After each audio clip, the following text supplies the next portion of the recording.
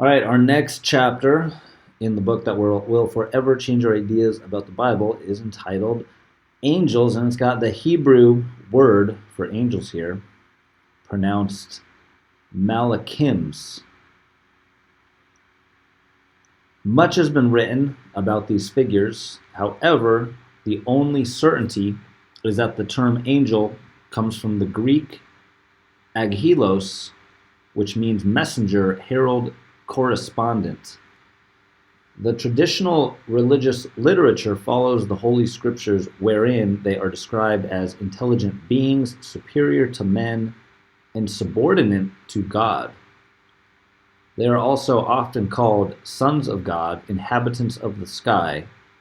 The religious tradition itself equates them to various figures described in the different stories: the Sumerians, Anunnaki, the Greeks, demons, the Romans, Genii, or the Zoroastrians, the Zoroastrianisms, in parentheses, spirits.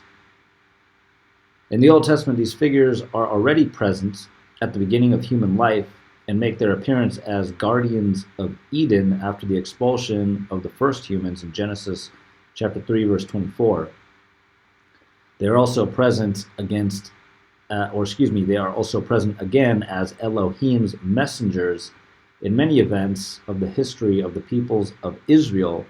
They are involved in helping Hagar, Abraham's servants, referenced in Genesis 16, chapter 16, verse 9. They introduce themselves to Abraham in Genesis 18, verse 2, and his nephew Lot in Genesis 19, verse 1. And an angel precedes the people of Israel during the pilgrimage in the desert, the Exodus 23, verse 23. In any case, however, they are described as concrete individuals, very quote-unquote human, in the way they themselves manifest and behave with biblical protagonists to whom they have been sent to perform a specific task. We do not want to make a compendium of angelology, as it has developed over the centuries. Since there is already vast literature on it, we only want to provide the reader with some basic concepts useful to understand the differences between the real literal text and the massive conceptual hoarding that religion has superimposed. The manipulation began in the so-called post-exile period, that is, after the Jewish people were exiled by Nebuchadnezzar II in the early 6th century BCE, and the subsequent permanence in the territory of Babylon with the resulting cultural contaminations. We have already said that the names in Greek and Hebrew, aghelos and malach, define the function and not the essence of these figures, as this, in our view, has a very simple and straightforward explanation. The authors of the text did not feel the need to analyze their nature because it was blatant and obvious to all. These were similar humans and thus did not require any sort of speculation. We'll go deeper into this by presenting some stories in their literal version. To go back to the little angelology we were doing, the conception of a spiritual world divided into various hierarchies reveals the influence of Mesopotamia and Persia. Once in contact with these beliefs, Jewish thoughts develops its doctrine, using a symbolism that was alien to its original culture, used to systematize its own representation of the angelic world. Also, later commentators and the whole Christian tradition had the need to make these figures coherent with the vision of the spiritual and transcendent monotheistic God. Thus, interpreters and exegetes, theologians and church fathers believed they could not prevent providing a description of these figures. Therefore, they said and wrote about them as spiritual beings with no material body, who take visible appearance only when needed, that they only apparently eat or walk, but never for real, who are only employed as intermediaries, if necessary, by gods for punishment or help. The descriptions provided by the Bible led, anyway, to the need to assign a certain corporeity, and thus they also have been described as having a sort of ethereal, airy, fiery body. There was then a plethora of hypotheses which the church decided to stop in the Fourth Lateran Council, the year 1215, by establishing once and for all the spiritual essence of these beings. They were divided into 9 choirs: cherubim, sephirim, thrones, virtues, powers, dominions, principalities, archangels, and angels, and distributed into 3 hierarchies. But then we wonder, does all this match up with the figures of the Elohim's messengers described in the Old Testament? Are we sure that this view corresponds to what the text tells us about the event that occurred to the Adams in those historical periods when they were still in close contact with quote-unquote God and his angels? True to our commitment, we are now going to read what those texts tell us about ancient times. We will literally present those texts here prior to any manipulation or post-exile influence. Zechariah and the Malachim. In our exemplification of how quote-unquote angels are truly represented in the Old Testament, we now quote a very curious, brief excerpt from the book of the prophet Zechariah, which we will later examine more extensively in order to observe some absolutely interesting visions which are rarely, indeed almost never, surveyed. In the first chapter of this ambiguous book, the prophet tells of a vision during which he listens to a dialogue between a man in a deep ravine on a bay horse amid some myrtles, and others standing behind him also amidst the myrtles. A first curiosity is found in verse 110. This character is described as a man, therefore an individual of flesh and bones, but in the following verse, when the other men talk to him, he is referred to as angel. And it's going through a bunch of translations here in Hebrew, from what they sound like, translated into English: Yahweh, Malachet of angel 2, answered they, myrtles, pronounced Adasim ha, they between in, ben, standing one the, Ahmed ha, and the answer to the angels of Yahweh, the one standing in between the myrtles. In the second chapter, the situation becomes more dynamic, and Zechariah says, again, we're going into more translations here, in Hebrew, by dover ha, malakah, or malak ha, hine v, me with, speaking the, angel the, is here, and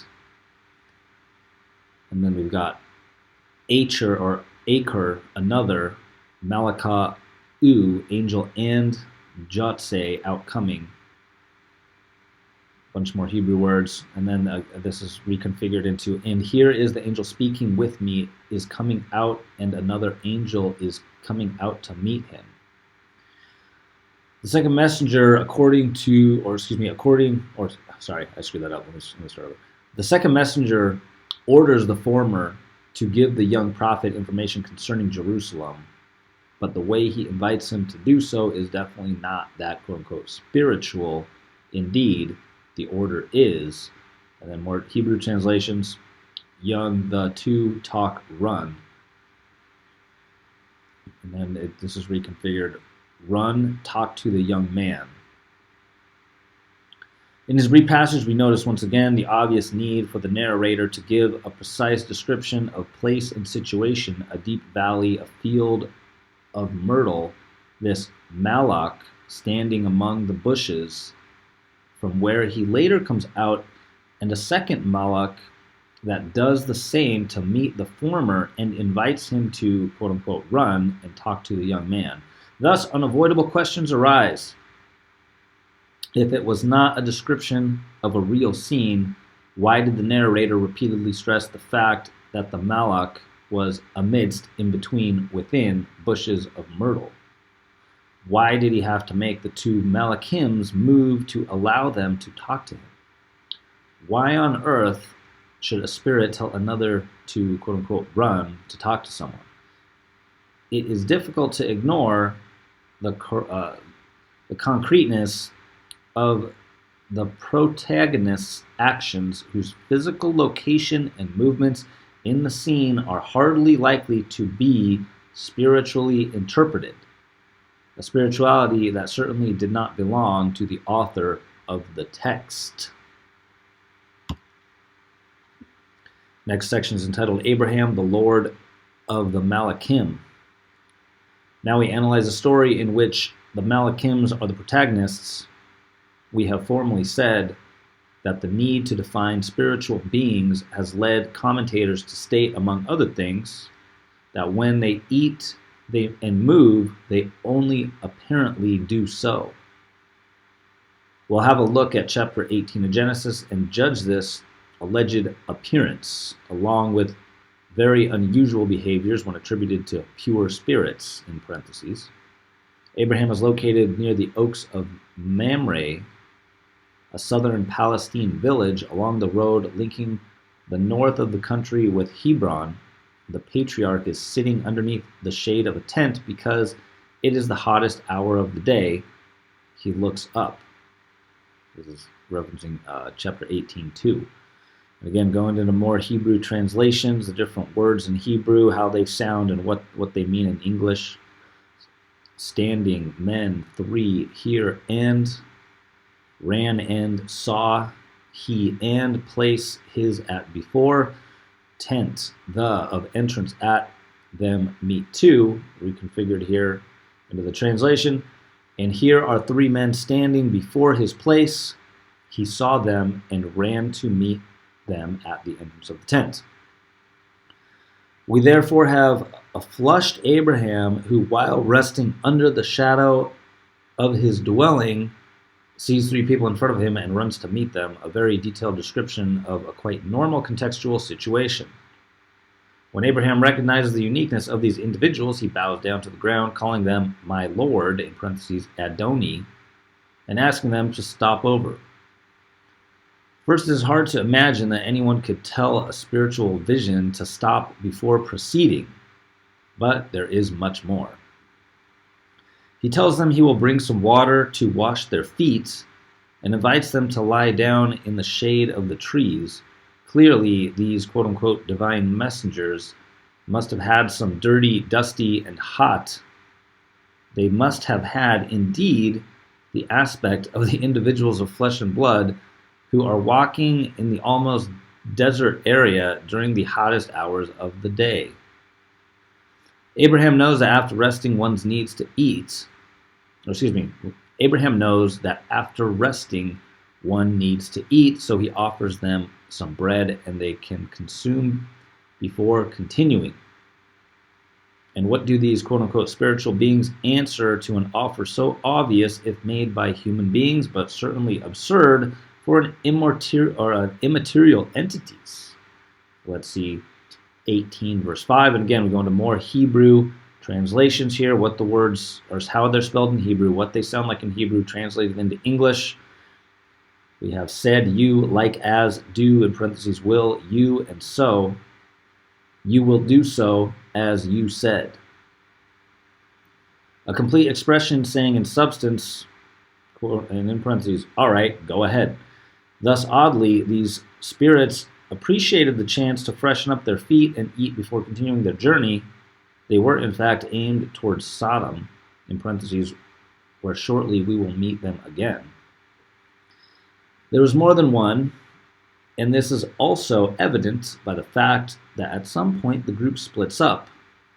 The supposed leader stops to talk with Abraham while others continue, in chapter 18, verse 22, to the next destination. After receiving the approval, Abraham orders the servant to prepare much more than what he had hastily offered. He tells him to prepare fresh bread, cook a calf, to be eaten with a drink of sour milk and fresh milk, and lays it all before them. In short, definitely a very long break, despite the preparation time. A stop is necessary to restore tired and hungry bodies.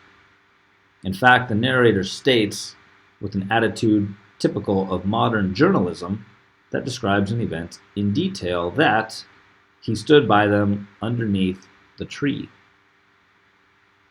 And they ate. And we've also got the Hebrew translation for that, and they ate. The scene recalls Middle Eastern typical nomadism. When an important guest arrives, that guest is offered all comforts and conveniences and consume the meal in tranquility as his prominent position requires. The whole situation, the accurate detailed description, the timing of the events, and particularly the fact that many of them are contemporary, in parentheses, while some things take place, some other things occur, are evidence of a very concrete, real, and material event, including the act of eating. Something very difficult to conceive for angelic, immaterial, and spiritual beings. The angels in Sodom. We have already seen that after having eaten and restored, two of these individuals continue their journey while the quote-unquote leader, at dawn, in parentheses, Lord, stops to talk with Abraham about Sodom and Gomorrah. These two were angels, as it says in the first chapter, in the first verse of chapter 19. We go into the more Hebrew translations here. Angels, the, of two, in parentheses, arrived, entered, and night, the, in, Sodom, in. Reconfigured in the translation, in the night, two angels arrived in Sodom.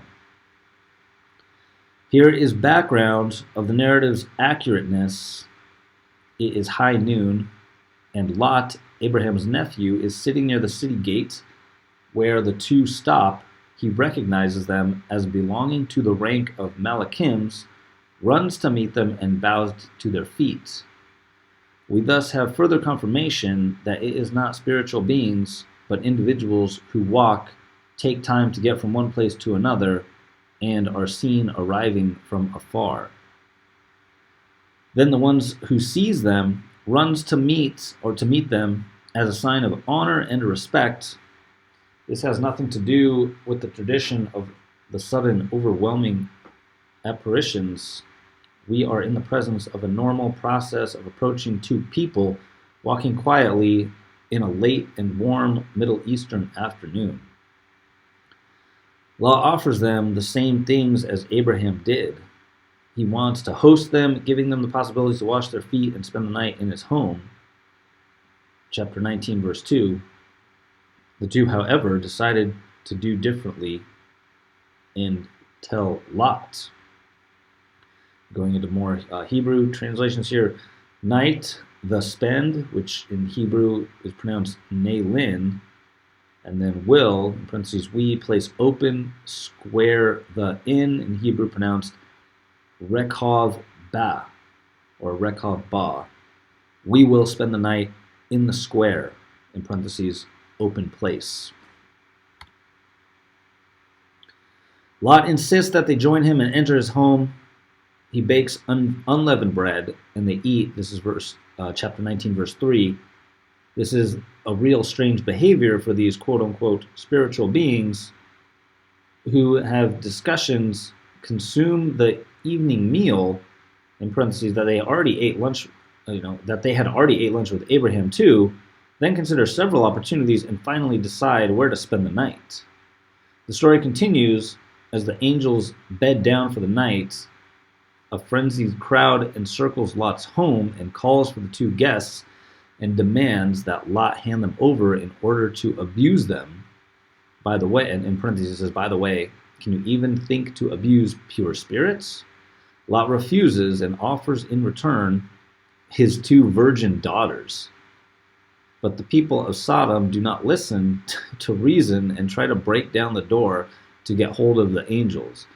The unfortunate Malachims realize the risky situation, so they take Lot, drags him into the house, and gets rid of the attackers with a very strange action. And more Hebrew translations here. Sanverim Ba translates into blindness, sudden with, and Hiku, which means struck, translated, they were struck with the sudden blindness. And they struck young and old, that is, everyone. And as the story continues, those men, and again, more Hebrew translations, door, the, for, look, to, tired, got, in parentheses, they, and they got tired to look for the door. In short, with some system that is not better described, the two Malachims dazzled the people in the crowd who were then unable to see them and are forced to give up trying to break through the door. The two then urge Lot to take his family away from the city, stating that they are about to destroy Sodom. The night is over, and at dawn the two Malachims once more invite Lot to flee with his family because they can no longer wait. The devastation is imminent. The two messengers of the Lord, who we remember, stopped at Abraham's to explain to him the reasons why they had decided to destroy the city, knowing that time is running out. And this is referring to Genesis chapter 18, verse 22 through 32. Tell Lot that the decision has been taken and must be accomplished with no more delay. Then follow the events everyone knows. They flee. The destruction of cities occurs with burning sulfur from Yahweh out of the heavens. And Lot's wife becomes a pillar of salt after having violated the order not to stop and look back. So this is the real story from those events that official religion traditionally interprets as involving quote-unquote spiritual beings. So many incongruities, so many difficulties, so many small daily actions supposedly meaningless to individuals without a body. Actually, these quote-unquote angels walk, get tired, need rest, get dusty, and are happy to wash themselves, eat even twice in a day, decide where to spend the night, and defend against aggression by using apparently technological means. These angels, Malachims, recall the descriptions of the Anunnaki Elohims, individuals whose difference from men are evident, who are provided with superior powers but not omnipotent, who are often vulnerable, attackable, and, above all, subject to the normal daily physiological needs. Next part is entitled Tobit and the Wage-Earning Angel. In this particular list of stories about the angels Malachims, we have decided to include the book of Tobit because it is the least known of the Old Testament. This text is part of the Christian Bible. In parentheses it says the Septuagint and Latin Vulgate, but has not been accepted by the Hebrew canon and is considered apocryphal by Protestants. It has survived only in Greek based on an Aramaic version compiled in Judea around 200 BC and got unfortunately lost. In 14 chapters, it describes the story of the Jewish Tobit and his sons Tobias, set in, right here it says, 8 through 7 century BCE.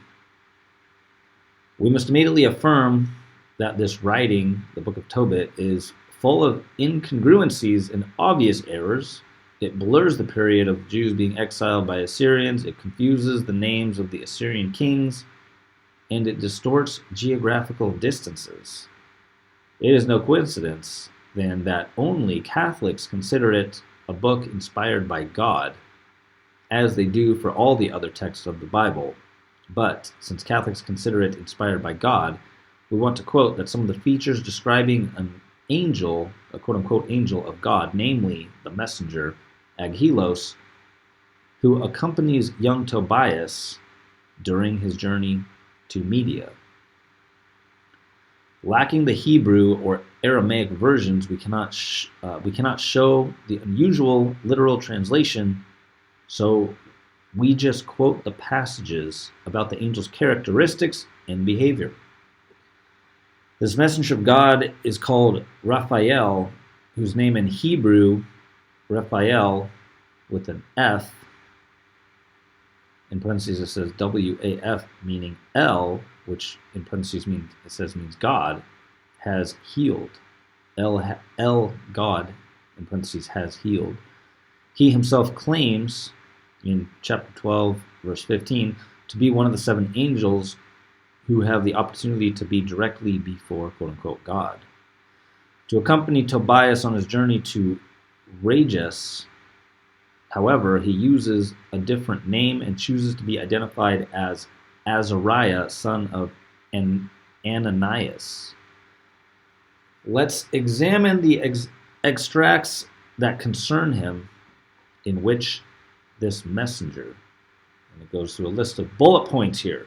So let's examine the extracts that concern him, in which this messenger tells Tobias to be an Israelite in search of work, claims to be able to guide him on his trips because he has been to Media several times, has crossed the plains, mountains, and therefore knows all the roads, agrees to accompany Tobias and receives a compensation of 1 drachma per day, says that the journey is safe and they will return safe and sound. At the Tigris River, he tells Tobias to catch fish that had bitten the boy's foot and teaches him to use the gall, heart, and liver as drugs to treat seizures and eye diseases. He is responsible for producing a girl for Tobias to marry and organizes the wedding. Carries out a mission on behalf of Tobias with 4 servants. He collects some money. Using the fish or the fish gal, he cures Tobias' father's blindness, removing the white spots, which are cataracts from the eyes.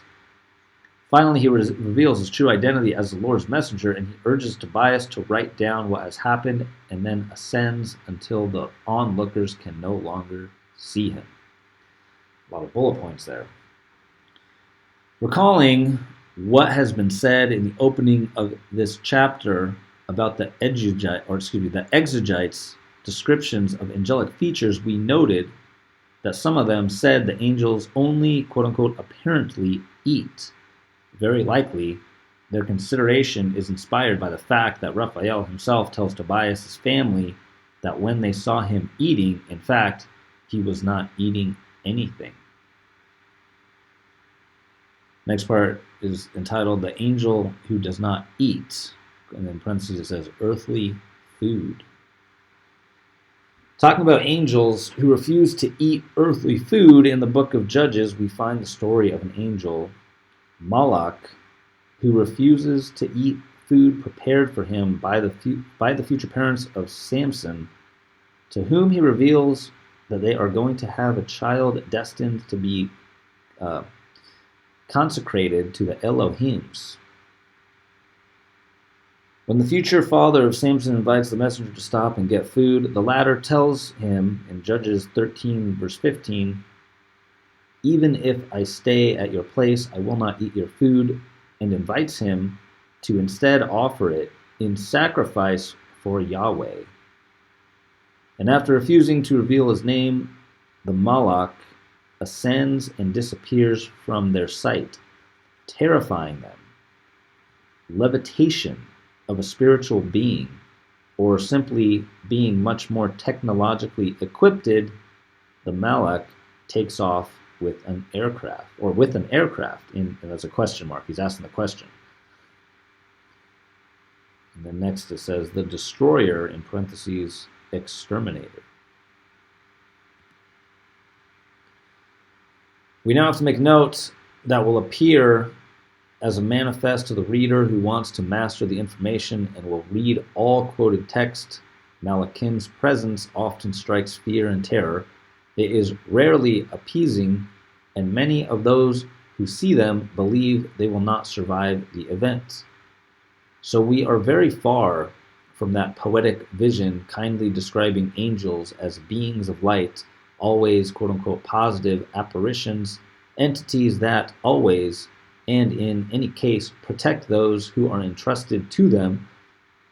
By contrast, they often convey messages of death, and when death is evaded, they are responsible for events that produce destruction and great suffering. These are figures that men would be better off not meeting. In this regard, we will end this chapter by introducing the figure of the exterminating or destroying angel. And then it's entitled down here, The Angel in Egypt. It is called the Destroyer and Exterminator for the first time in Exodus 12, verse 23. The scene is set in Egypt, and the Jews are about to leave the country and move towards the promised land. This exterminator destroyer, which in Hebrew, the translation and the sound of the word in Hebrew is maschit, has mandated to hit and kill the Egyptian firstborns, sparing Jews' homes distinguished by the lamb blood. Actually, the text does not allow understanding exactly whether this exterminator is sent by Yahweh or is Yahweh himself. But the author of the epistle to the Hebrews included in the New Testament already recalls the episodes and describes this figure as Oloth 3, hang on, let me try that. It's Oloth 3 the destroyer, in parentheses, and is referring to chapter 11, verse 28. The siege of Sennacherib. A second intervention of this Malak is described in the second book of Kings that tells about the siege of Jerusalem by Sennacherib. We are in 701 BC, and the Assyrian king is waging his campaign to conquest over the territories of Palestine. The biblical text says in 2 Kings chapter 19, verse 35, the night the Malak of Yahweh went out to put the death of 185,000 men in the Assyrian camp. When the people got up the next morning, they were all dead bodies, or there were all dead bodies. It seems that on this occasion, the angel made use of an infestation of mice, as confirmed by the Greek historian Herodotus in Chronicles chapter 2, 141, who tells of a very similar event happened to the army of Sennacherib during a siege. Rats gnawed the quivers, bows, strings, and leather shield handles, thus disarming the military force. Many fell. The plague on Israel is the title of the next part. It says a third intervention of this exterminating angel is narrated in the second book of Samuel, that in chapter 24 describes the census ordered by King David. The census, however, was an act contrary to the Elohim's will, who therefore hits the people with a plague.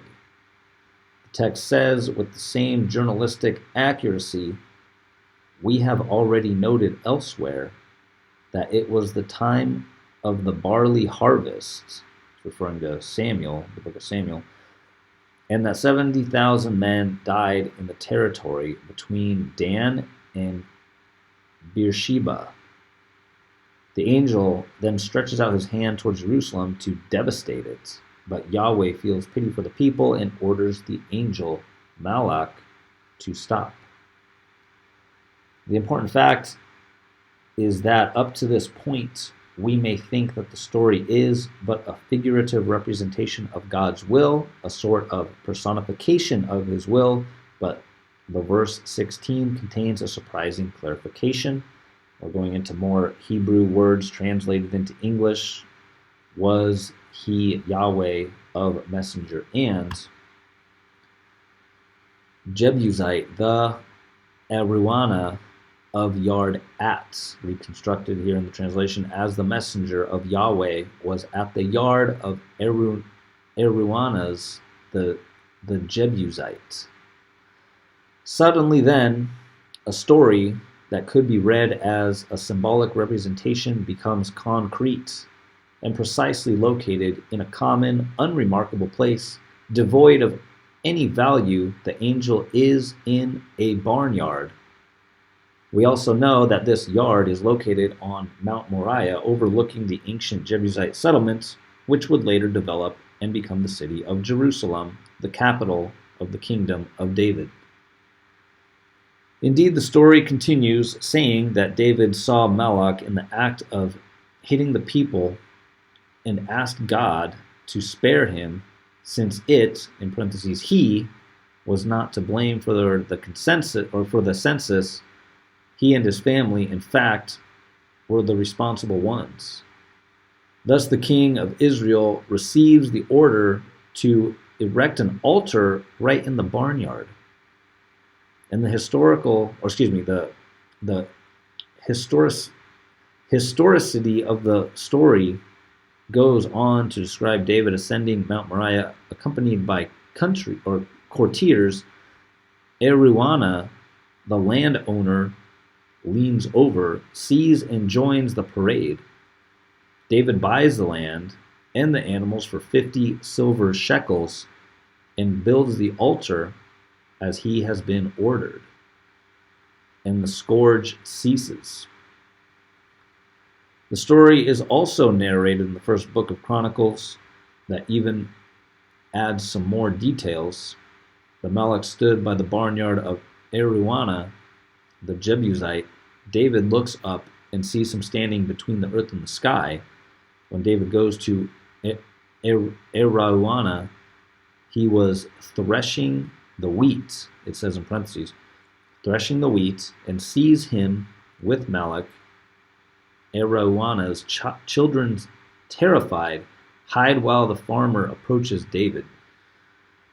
The last verse of chapter 21 also affirms that after these events, David wanted to consult Yahweh in his home on the hill of Gabaon, but did not dare go there because he was still terrified by the sight of the Malach. And then it says we have a brief, concrete conclusion. So we find real, tangible, concrete descriptions, not only within the detailed scene narrative, but also in the contextualization of the events, periods, in the geographical and space location, and also within the description of the physiological aftermaths which persisted through time. Once again, we find that Malachims and Anunnakis are definitely similar. Okay, we're going to end it right there. We'll continue with the next section titled The Glory of God in the next video. What do you guys think so far? Is this giving you more understanding of what really happened thousands and thousands of years ago? Cutting through all the crap, cutting through all the religious brainwashing, the funny dogmas and superstitions? When you start to look at this stuff with understanding, and when you have the references of advanced technology, does this make a lot more sense? It certainly does to me.